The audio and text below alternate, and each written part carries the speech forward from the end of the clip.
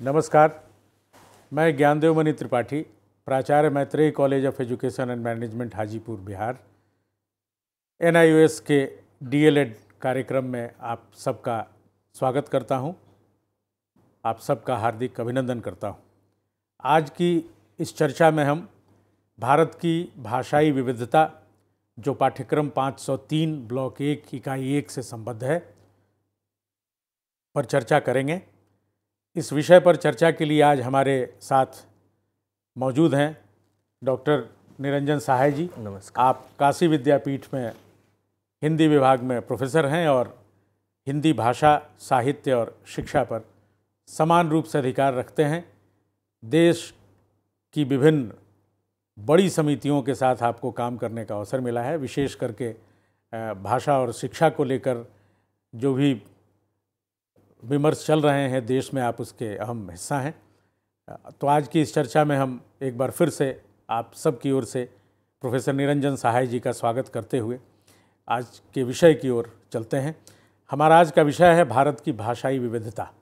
भारत जिसे विविधताओं का देश कहा जाता है, चाहे भाषा हो या संस्कृति और लघु संस्कृतियाँ हों, तो यह जो रंग है भारत के नक्शे का, जिसमें कई रंग भरे हुए हैं और इसीलिए यह सतरंगा देश है अपना। भाषाओं के नज़रिए से भी यदि देखें तो इस देश में अब तो धीरे धीरे भाषाओं की संख्या कम होती जा रही है, हालांकि यह चिंता की बात है। आज की इस चर्चा में हम यह जानने की कोशिश करेंगे आपसे निरंजन जी कि जो भारत का भाषाई परिदृश्य है वो क्या है, और साथ ही साथ हम इस चर्चा में इस पर अवश्य ही बात करना आवश्यक समझते हैं, क्योंकि कई तरह की विसंगतियां हैं बहुभाषिकता को लेकर, और समझ के स्तर पर भी कई तरह की बातें चलती रहती हैं, विशेष करके प्रारंभिक शिक्षा के को यदि हम ध्यान में रखें तो यह एक महत्वपूर्ण बात है कि बहुभाषिकता हमारी शिक्षा व्यवस्था के लिए शक्ति है या कमजोरी। तो हम चाहेंगे कि आप अपनी बात की शुरुआत पहले भारत के उस बहुभाषिक परिदृश्य पर के साथ करें और आगे फिर धीरे धीरे हम इन बिंदुओं पर भी चर्चा को आगे बढ़ाएंगे। तो आपका एक बार फिर से स्वागत, और भारत की भाषाई विविधता में बहुभाषिकता के परिदृश्य को हम आपसे जानना चाहते हैं। बहुत बहुत धन्यवाद ज्ञानदेव जी। बहुत ही रोचक है भारत। हिंदुस्तान के नक्शे को ध्यान से देखिए तो अनेक भाषाएं विभिन्न हिस्सों में बोली बरती जाने वाली दृश्य का अवलोकन आप कर सकते हैं। जी। 5 भाषा परिवार की भाषाएं बरती जाती हैं भारत में। दुनिया के किसी देश में ऐसा नहीं है। जिस इलाके में हम लोग रहते हैं जी, वहाँ पर भारतीय आर्य भाषा परिवार की भाषाएं बोली बरती जाती हैं। हिंदी उसका हिस्सा है। उसी तरह से हिंदुस्तान के नक्शे को ध्यान से देखें तो जो हमारा पूर्वोत्तर है, जी, जिसे भारत का ताज कहते हैं, तो जो पूर्वोत्तर के राज्य हैं वहाँ पर तिब्बती चीनी परिवार की भाषाएं बोली जाती हैं। पूर्वोत्तर के राज्य मतलब जिसमें असम, मिजोरम, मणिपुर, मेघालय, अरुणाचल प्रदेश ये सब शामिल हैं, त्रिपुरा, जी, 7 सिस्टर्स जिनको हम कहते हैं, जी, 7 बहनों का जो प्रदेश है। जी। तो वहाँ तिब्बती चीनी परिवार की भाषाएं बोली जाती हैं। जी। और भारत के दक्षिणी भाग में द्रविड़ भाषा परिवार की भाषाएं बोली जाती हैं, जिसमें तमिल, मलयालम, तेलुगु आदि भाषाओं को रख सकते हैं। जी। उसी तरह से अंडमान को देखिए तो वहाँ अंडमानी भाषा परिवार की भाषाएं बोली जाती हैं। अच्छा, ये अलग भाषा परिवार है। जी, अंडमानी। जी। उसी तरह से भारत का जो दिल है, जिसे रामायण में दंडकारण्य कहा गया है, घने जंगलों वाला इलाका, जी, तो उस इलाके में जो आदिवासी हमारे भारत के हिंदुस्तान के नागरिक रहते हैं, वे लोग जिस भाषा का प्रयोग करते हैं वे मुंडा ऑस्ट्रिक परिवार की भाषाएं हैं। अच्छा, मुंडा ऑस्ट्रिक। जी। तो इतने भाषा परिवार की भाषाएं जिस देश में बरती जा रही हों, वहाँ स्वभावतः इस नतीजे पर बहुत आराम से पहुंचा जा सकता है कि भारत बहुभाषिक देश है। बिल्कुल। दुनिया के किसी भी देश में ऐसी स्थितियां नहीं हैं। यानी भारतीय समाज स्वभावतः बहुभाषिक है। पूरे भारत में घरेलू, सामाजिक और सार्वजनिक जीवन की विभिन्न छवियों में बहुभाषी प्रकृति का आसानी से एहसास होता है। जिस देश में, जैसा कि मैं चर्चा कर रहा था, कि 5 भाषा परिवारों भारोपीय, द्रविड़, इंडो ऑस्ट्रिक, तिब्बती चीनी, अंडमानी भाषा परिवार की भाषाएं बरती जाती हो, वहाँ बहुभाषी स्थितियों की मौजूदगी नितांत स्वाभाविक है। इस मुद्दे को थोड़ी गहराई से समझने की ज़रूरत है ज्ञानदेव जी। जी जी। यह सवाल उठना लाजमी है कि क्या भारत महज इसलिए बहुभाषी देश है कि भारतीय संविधान ने हिंदी, अंग्रेज़ी समेत 8वीं अनुसूची में उल्लिखित भाषाओं को वैधानिक दर्जा दिया है? दरअसल बहुभाषिक परिदृश्य से जुड़े अनेक दृश्य हैं। उदाहरण के लिए, जिस भाषा की अपनी कोई लिपि न हो या जिसकी कोई बहुत लंबी चौड़ी विरासत न हो, तब भी उस भाषा का भारत के बहुभाषिक परिदृश्य में बड़ा योगदान है।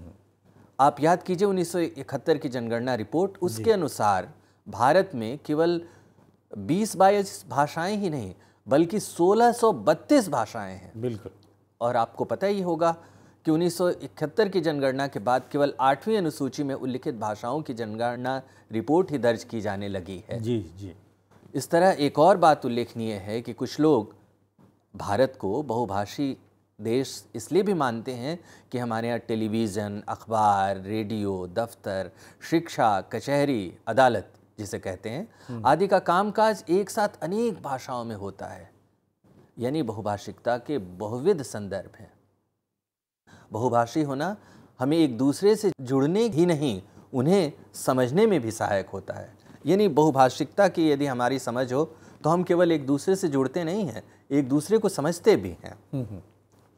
लोग बड़ी संख्या में पलायन करते हैं एक जगह से दूसरी जगह, कभी रोजगार के लिए, कभी शिक्षा के लिए, विभिन्न कामों के सिलसिले में एक जगह से दूसरी जगह जब जाते हैं, आवागमन करते हैं, तो इस आवागमन के चलते विभिन्न संस्कृतियों के निर्माण, आर्थिक संरचना, सामाजिक संरचना आदि में अलग भाषाभाषी लोगों का योगदान भी हम सहज ही देख सकते हैं। जैसे बिहार से बहुत सारे मजदूर बम्बई जाते हैं तो वहाँ की भाषा मराठी हुए बहुत आसानी से सीख लेते हैं।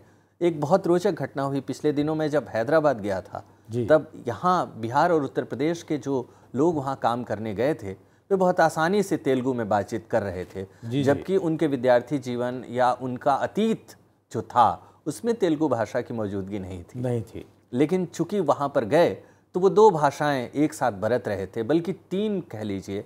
एक वह भाषा जो उनके घर की थी, जैसे मैथिली या अवधी या ब्रजभाषा या भोजपुरी, इस तरह की भाषाएं बोल रहे थे, और बाहर निकलकर वो दक्षिणी हिंदी से मिलती जुलती हिंदी बोल रहे थे। बिल्कुल। और स्थानीय दुकानदारों से या लोगों से बातचीत करने के लिए वो तेलुगु का भी प्रयोग कर रहे थे। तो इस तरह के बहुभाषिक परिदृश्य बहुत आसानी से, मतलब हम ये कह सकते हैं कि आज का जो हमारा हिंदुस्तान है, इसका शायद ही कोई क्षेत्र ऐसा हो जो बहुभाषिकता के दायरे में ना आता हो। जी जी। जिसे हम एक भाषिक कह सकें सीधे सीधे, ऐसे क्षेत्र कम हैं। नहीं है, लगभग नहीं है। जी जी जी जी। हमारे देश में अनेक भाषाएं व्यवहार में लाई जाती हैं।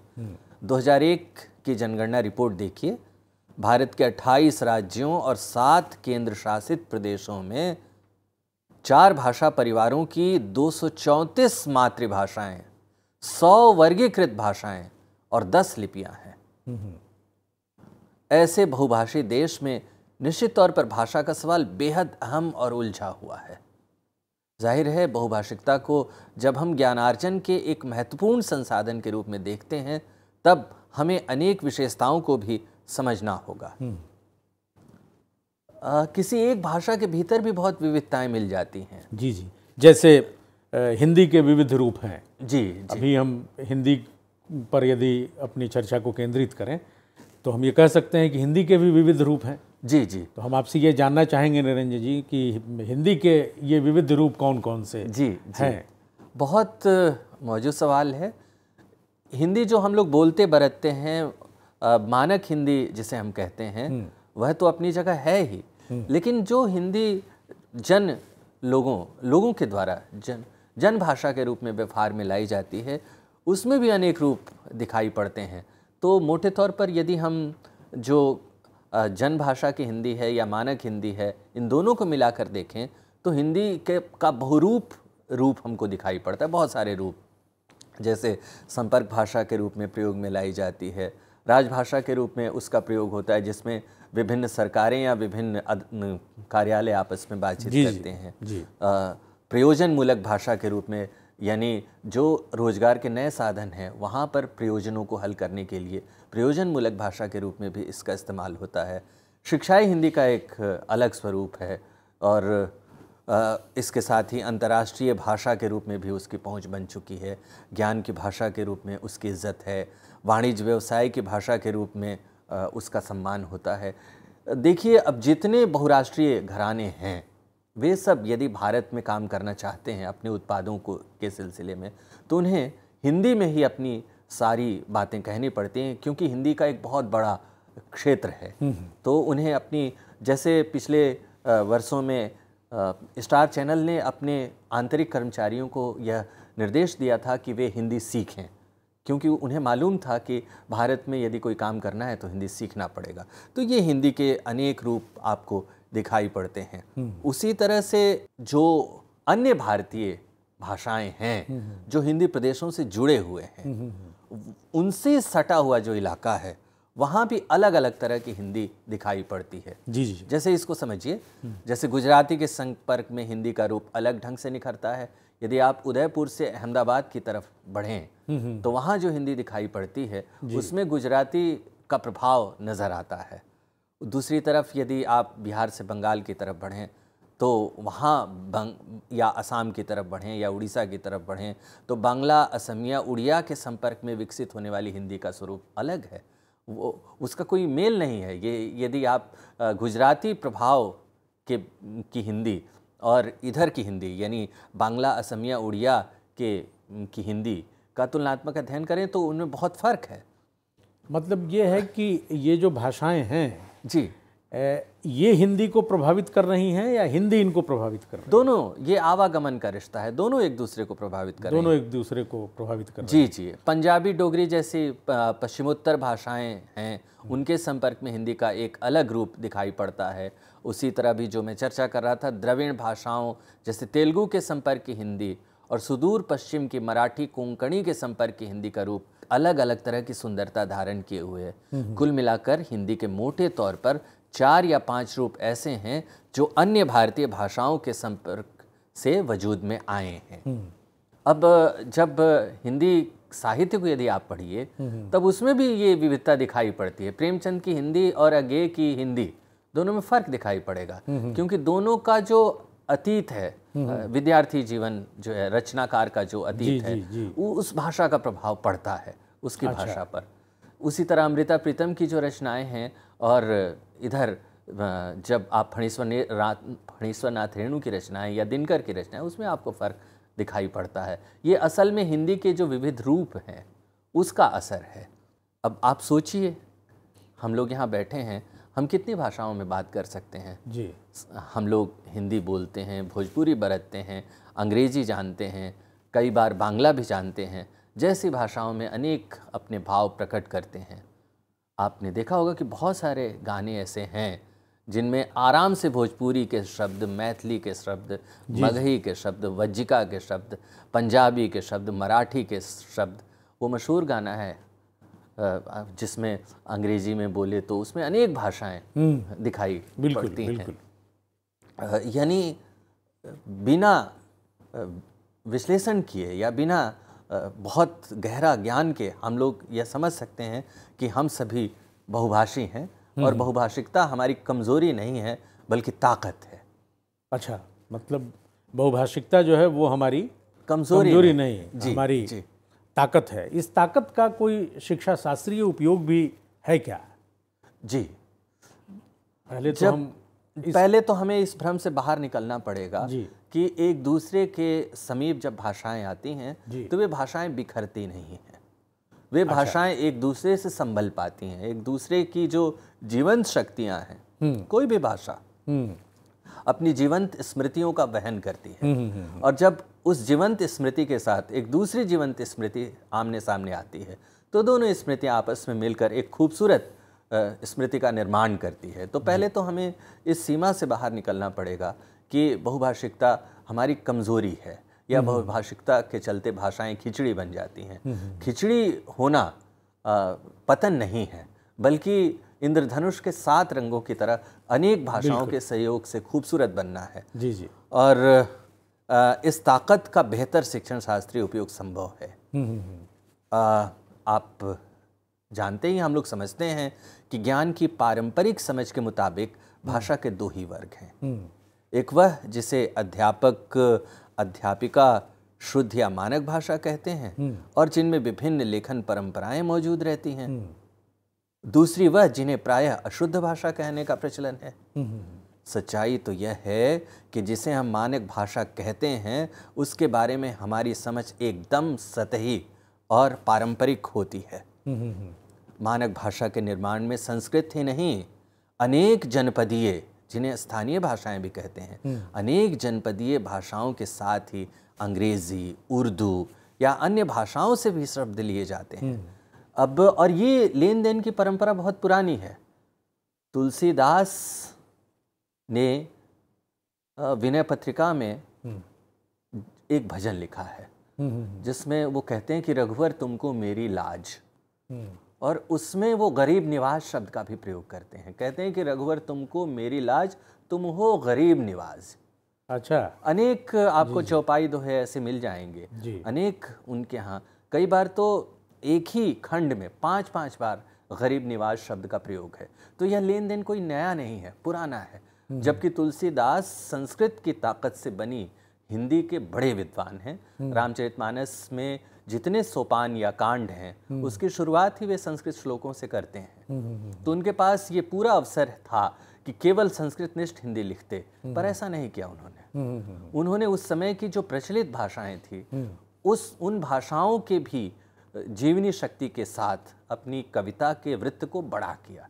इसलिए तुलसीदास हमारे जेहन में जिंदा हैं। कोई मंदिर न जाए तब भी तुलसी की कविता हमारे जीवन की ताकत के रूप में उभरती हुई दिखाई पड़ती है। तो संस्कृत तो है ही, जनपदीय भाषाएं हैं ही, अंग्रेजी, उर्दू, अन्य भाषाओं से भी शब्द हिंदी में लिए गए। हिंदी के शब्द संसार का सिरा केवल तत्सम ही नहीं, तद्भव, देशज, विदेशज से भी जुड़ा है। यानी शब्द के ये सभी रूप शुद्ध हैं। यानी अस्पताल हम कह रहे हैं तो यह शुद्ध है। यह इसकी आवश्यकता नहीं है कि कोई यह कहे कि नहीं अस्पताल तो आप अशुद्ध बोल रहे हैं, हिंदी में बोलिए, चिकित्सालय बोलिए। जब शब्दों का विभाजन विदेशज नामक खंड के साथ है तब यह शब्द भी सही है। यानी शब्द के ये सभी रूप शुद्ध हैं। हिंदी साहित्य के इतिहास में आपको मैथिली, ब्रजभाषा, अवधी आदि अनेक परंपराओं के दिग्गज साहित्यकारों की मौजूदगी रही है। आप बिहार से हैं, हम लोग याद करें मैट्रिक की बोर्ड परीक्षाओं के पाठ्यक्रम में 1953 तक हिंदी की किताबें जो होती थीं, गद्य पद्य संग्रह में मैथिली, भोजपुरी आदि भाषाओं की रचनाएं भी शामिल रहती। बिल्कुल, बिल्कुल जी, एकदम। और ये पटना विश्वविद्यालय की अंतिम परीक्षा थी जी। उसके बाद तो बिहार विद्यालय परीक्षा समिति का गठन हो गया, लेकिन पता नहीं किन कारणों से आज यह चलन तो नहीं दिखाई देता। जी, जी। रचनाएं भले ही ली जाती हैं, लेकिन जिस तरह उस पाठ्यपुस्तक ने शीर्षक ही दिया था भोजपुरी कविता और मैथिली कविता का, अब ये चलन वहाँ भी नहीं है। लेकिन रचनाएं ली जाती हैं, या आदान प्रदान का सिलसिला जारी है। तो ये कुछ बातें हैं जिनसे हम ये याद कर सकते हैं कि भाषाओं के मामले में हम कितने उदार थे। जो भाषा हम लिखते हैं या बोलते हैं उसकी जड़ें विभिन्न समुदायों की अनेक भाषाओं की स्मृतियों का अंग है। ऐसे में भाषा के लचीलेपन और बहुरूपा स्वभाव को संवेदनशीलता से समझने जानने की ज़रूरत है। विभिन्न जातीय और सामुदायिक और सांस्कृतिक स्मृतियाँ भाषाओं के माध्यम से प्रकट होती हैं। कहना न होगा, कक्षा में अध्यापन के सिलसिले में यही बहुभाषिकता की सचेत चेतना पाठ की अवधारणात्मक और संकल्पनात्मक समझ को सरलता और सुगमता से प्रकट करने में सहायक होती है। बहुभाषिकता का बेहतर शिक्षण शास्त्रीय उपयोग संभव है। जी। हमारी भाषाई विविधता न तो कोई समस्या है, न ही पिछड़ेपन की निशानी। यह भाषाई समृद्धि का प्रमाण है जिसका शिक्षा शास्त्रीय उपयोग संभव है। भारतीय भाषाई विविधता को और अधिक गहराई से समझने के लिए एक उदाहरण देखिए। हम जानते हैं कि एक ही भाव की अभिव्यक्ति अनेक भाषाओं में हो सकती है। जैसे इन वाक्यों को देखें, हिंदी में मुझे रसगुल्ला अच्छा लगता है, भोजपुरी में हमरा रसगुल्ला नीमन लागेला, मैथिली में हमरा रसगुल्ला नीक लगैत अछि, गुजराती में हूँ रसगुल्ला पसंद करू छूँ, अंगिका में हमरा रसगुल्ला ठीक लगै छै, राजस्थानी में मने रसगुल्लो हाउ लागे, कन्नड़ में ननगे रसगुल्ला बहाला इस्ता। यदि इन अभिव्यक्तियों पर आप गौर करें तो ये आप पाएंगे कि भले ही एक कथन अलग अलग भाषाओं में लिखा गया है, लेकिन उनमें संरचनागत समानता झलकती है। अच्छा जी जी जी। हाँ, हो सकता है कि कुछ भारतीय भाषाओं में इतनी समानता न हो, लेकिन असल बात यह है कि भाषाई विविधता अभिव्यक्ति की विविधता और सृजनात्मकता के द्वार खोलती है। आपने अपने आसपास और अपनी कक्षाओं में यह देखा होगा कि बच्चे विभिन्न स्थितियों में भिन्न भिन्न भाषाओं का सहज प्रयोग करने की क्षमता रखते हैं।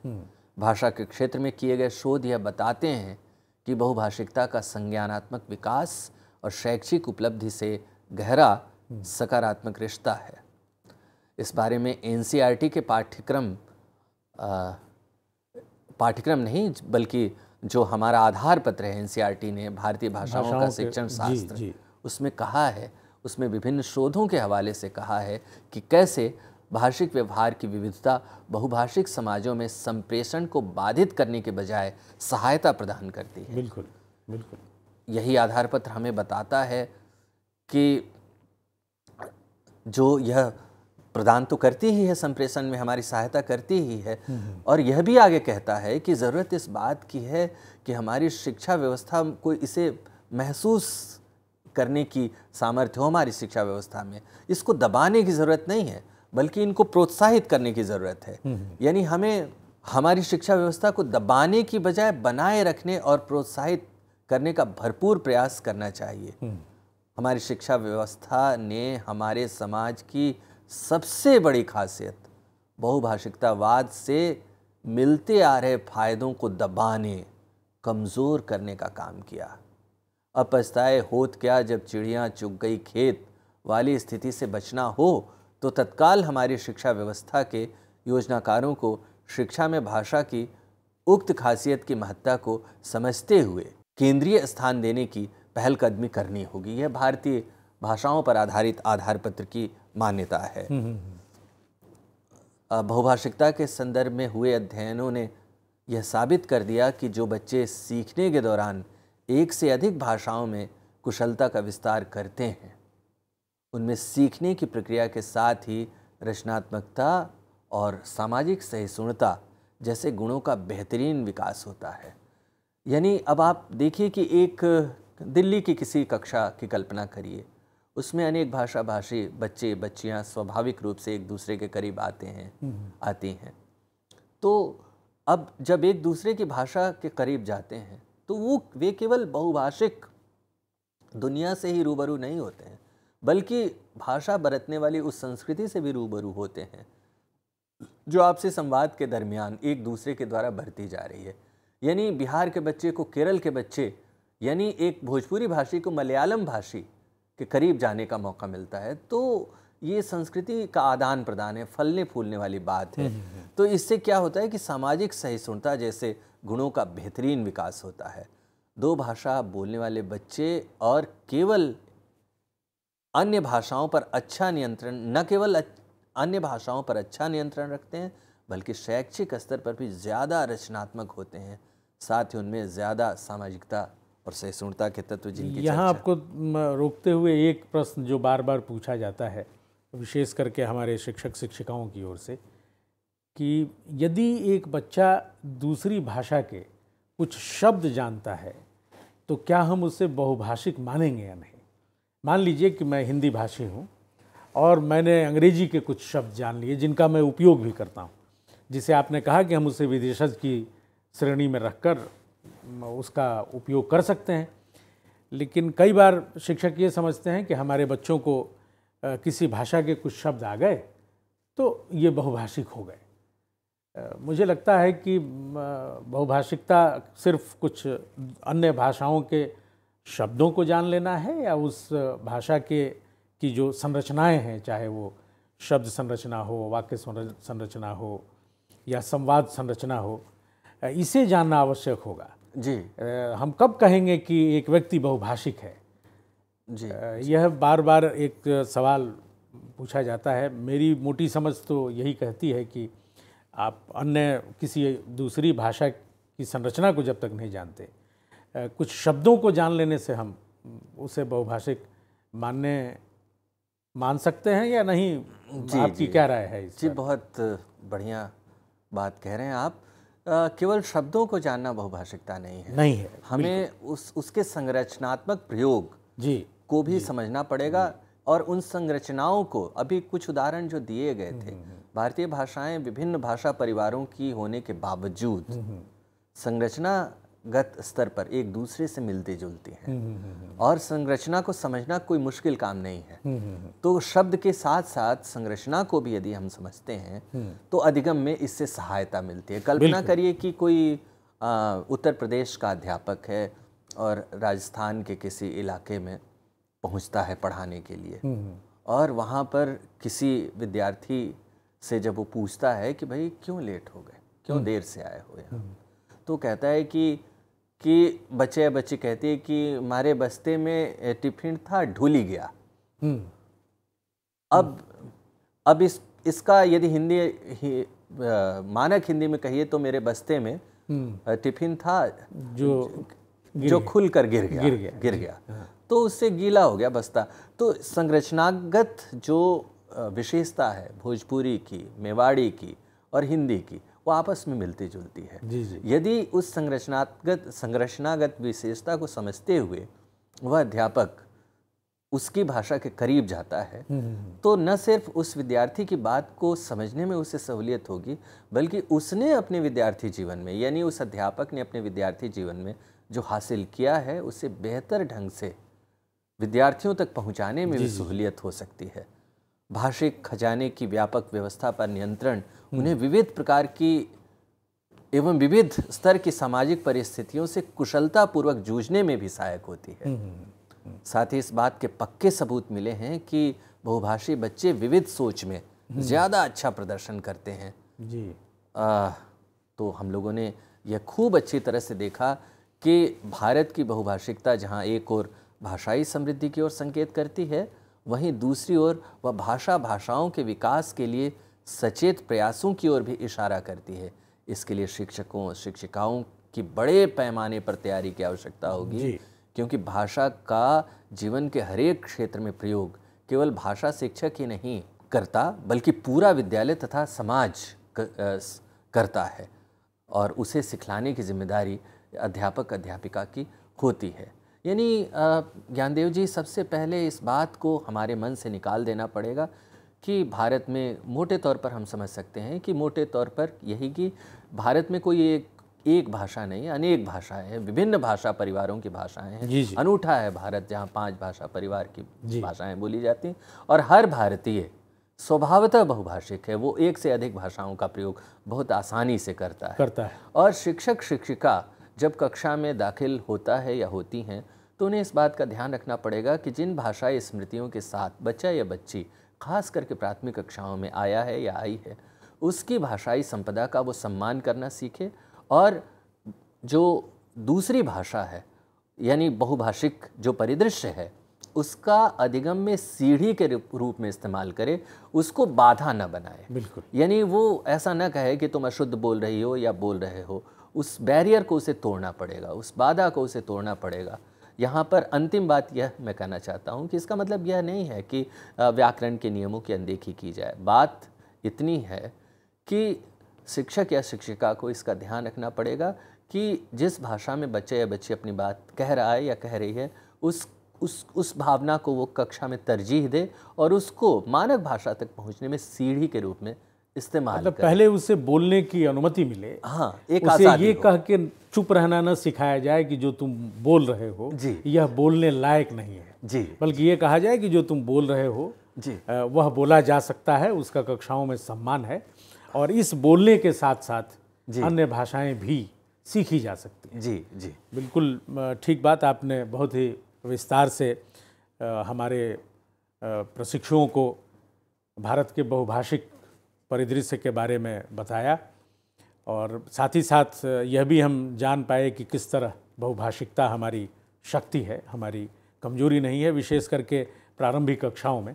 इसके लिए एक शिक्षक को थोड़े सजग रहने की आवश्यकता है, सजग भी रहने की आवश्यकता है, ताकि वह अपने उन पात्रों के बारे में, यानी कक्षा में उपस्थित बच्चों की बहुभाषिकता को समझ सकें। जी, तो यह तो आप सब शिक्षक शिक्षिकाओं पर निर्भर करता है कि आप किस तरह अपनी कक्षा के बहुभाषिक स्वरूप को समझते हैं। बिहार ने, एक बात मैं जोड़ना चाहूँगा, बिहार ने इस दिशा में बहुत अच्छा काम किया। जी जी। वहाँ जो राज्य शैक्षिक संस्थान है, जी जी, उसने अंगिका, वज्जिका और स्थानीय भाषाएं जो वहाँ की हैं 5 मुख्य, जी, अंगिका, वज्जिका, मैथिली, भोजपुरी, मगही में, जी, उनमें अनेक जो शब्द थे, जी। उनका हिंदी प्रतिरूप प्रस्तुत किया। जी जी, यानी हिंदी के करीब आए वे भाषाएं, और हिंदी भी उनके करीब जाए, जिन भाषाओं को बरतने के लिए उनके सामने विद्यार्थी हैं।